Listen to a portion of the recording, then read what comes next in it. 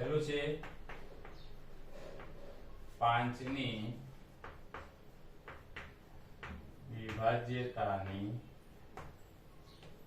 ચાવી। 5 ની વિભાજ્યતાની ચાવીમાં એવું છે કે જે સંખ્યાનો એકમનો અંક 0 કે 5 હોય, એકમનો અંક કયો હોય 0 કે 5, એકમનો અંક 0 કે 5 હોય તો તે સંખ્યાને આપણે 5 વડે નિશેષ ભાગી શકીએ છીએ। જે સંખ્યાનો એકમનો અંક 0 કે 5 હોય તે સંખ્યાને 5 વડે નિશેષ ભાગી શકાય છે। આમાં કોઈ મોટી વ્યાખ્યા કે ચાવી યાદ રાખવાની કા જરૂર છે નહીં, માત્ર જે પણ સંખ્યા આપેલી હોય અને એનો એકમનો અંક જોઈએ તો એમાં 0 કે 5 હોય તો એ સંખ્યાને આપણે નિશેષ 5 વડે નિશેષ ભાગી શકાય છે। ઉદાહરણ જોઈએ 340 તો એકમનો અંક 0 છે તો અહીંયા 0 છે તો આ સંખ્યાને 5 વડે નિશેષ ભાગી શકાય। બીજી સંખ્યા જોઈએ 748 તો એકમનો કયો છે 8 તો જે 0 અને 5 નથી તો આ સંખ્યાને 5 વડે નિશેષ ભાગી શકાય નહીં। એટલે આમાં ખાલી યાદ રાખવાનું છે કે જે સંખ્યાનો એકમનો અંક 0 હોય અથવા તો 5 હોય તો તે સંખ્યાને આપણે 5 વડે નિશેષ ભાગી શકાય। એના પછી બીજી ચાવી છે 10 ની વિભાજ્યતાની ચાવી। હવે જે રીતે આપણે 5 ની ચાવી જોઈ કે એકમનો અંક 0 કે 5 હોય એ જ રીતે 10 ની વિભાજ્યતાની ચાવીમાં એવું છે કે એકમનો અંક 0 હોય, એકમનો અંક શું હોય 0, માત્ર 0, એકમનો અંક 0 હોય તો તે સંખ્યાને આપણે 10 વડે નિશેષ ભાગી શકીએ છીએ। ઉદાહરણ જોઈએ આપણે 750 તો એકમનો અંક કયો છે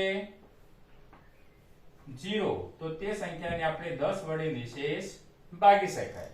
બીજું ઉદાહરણ જોઈએ 919 તો એમાં એકમનો કયો છે 9 તો એને 10 વડે ભાગી શકાય નહીં, કેમ કે એકમનો અંક 9 છે। હવે આ બંને ચાવીમાં એક 5 ની ચાવી અને 10 ની ચાવી બંનેમાં એક મુદ્દો સેમ એટલો છે કે જે સંખ્યાનો એકમનો અંક 0 હોય તો તે સંખ્યાને 10 વડે પણ ભાગી શકાય અને 5 વડે પણ ભાગી શકાય છે। ખબર પડી ગઈ? તો એ જ રીતે આપણે 5 ની ચાવી અને 10 ની ચાવી એકબીજાની સાથે થોડી જોડાયેલી છે તો આપણે એ રીતે 5 અને 10 ની ચાવી શીખી શકીએ છીએ। આ વાતથી 5 અને 10 ની વિભાજ્યતાની ચાવી। હવે એના પછીની એક ચાવી બાકી છે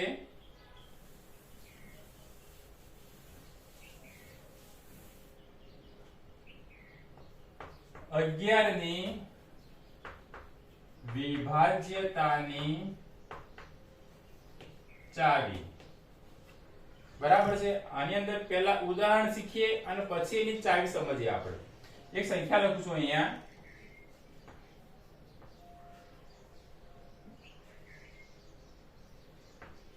92960 બરાબર। હવે આની અંદર એક અંક લેવાનો, બીજો નથી લેવાનો, ત્રીજો લેવાનો, ચોથો નથી લેવાનો, પાંચમો લેવાનો, એટલે કે જે પણ સંખ્યા આપી હોય એનો એક અંક મૂકીને બીજો અંક લેવાનો। હવે આ કેટલા છે 9, આ કેટલા છે 9 અને આ કેટલા છે 0, આ ત્રણનો બનાવ સરવાળો કેટલા થાય 9 ને 9 18। હવે કેટલા અંક વધ્યા અહીંયા 2 વધ્યા અને 6 વધ્યા તો એનો કરો સરવાળો 2 + 6 કેટલા થાય છે 8। હવે 18 અને 8 નો તફાવત એટલે કે કરો બાદબાકી તો 18 માંથી 8 જતી કેટલા વધે 10। હવે આ જે પરિણામ મળે છે આપણને, આ જે પરિણામ મળે છે એ તો કાં તો 0 હોવું જોઈએ, કાં તો 11 હોવું જોઈએ, કાં તો 22 હોવું જોઈએ, કાં તો 33 હોવું જોઈએ, કાં તો 44 હોવું જોઈએ। આમ જે આ એક સંખ્યા મળે આપણને તો એ 11 ની વિભાજ્યતાની ચાવી બને છે કે એ સંખ્યાને આપણે 11 વડે નિશેષ ભાગી શકાય છે। બીજું ઉદાહરણ જોઈએ આપણે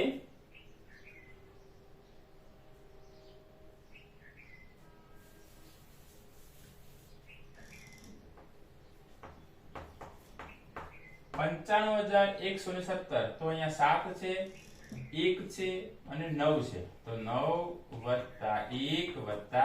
+ 7 બરાબર 9 ને 1 10, 10 ને 7 17 બરાબર।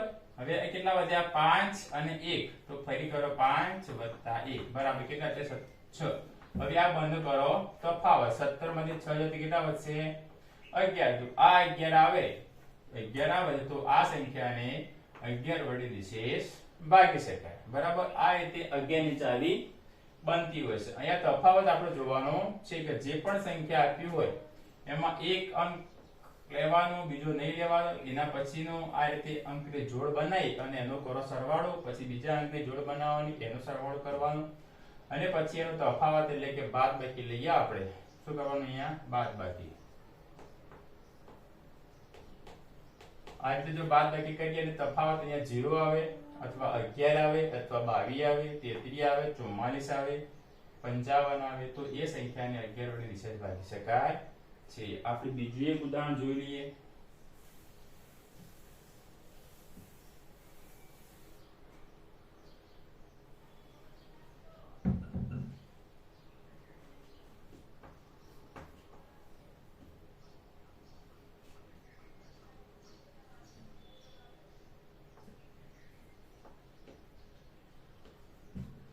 હવે આ 4 લેવાના 8 લેવાના અને 3 લેવાના તો 3 વત્તા 8 વત્તા 4 અને 7 અને 9 7 વત્તા 9 8 ને 4 12 12 ને 3 15 9 ને 7 16 આ બેનો તફાવત આવે છે 1 એટલે કે -1 અથવા 1 જેવાનો એ તો એ આ અહીંયા 1 જવાબ મળે છે તો આપણે આ સંખ્યાને પણ 11 વડે વિશેષ ભાગી શકાશે નહીં એટલે જે પણ સંખ્યા આપો આ રીતે એક અંક બીજો અંક અને ત્રીજો અંક આને જોડ કરી એનો સરવાળો કરવાનો બાકીના અંકને જોડ કરી સરવાળો કરવાનો અને એ બંનેનો તફાવત કરતા અહીંયા આપણને 0 11 22 33 44 55 66 77 કોઈ પણ સંખ્યા મળે ટૂંકમાં 11 નો ગુણક બરાબર તો એ સંખ્યાને આપણે 11 વડે વિશેષ ભાગી શકાય છે આ તે 11 ની વિભાજ્યતાની ચાવી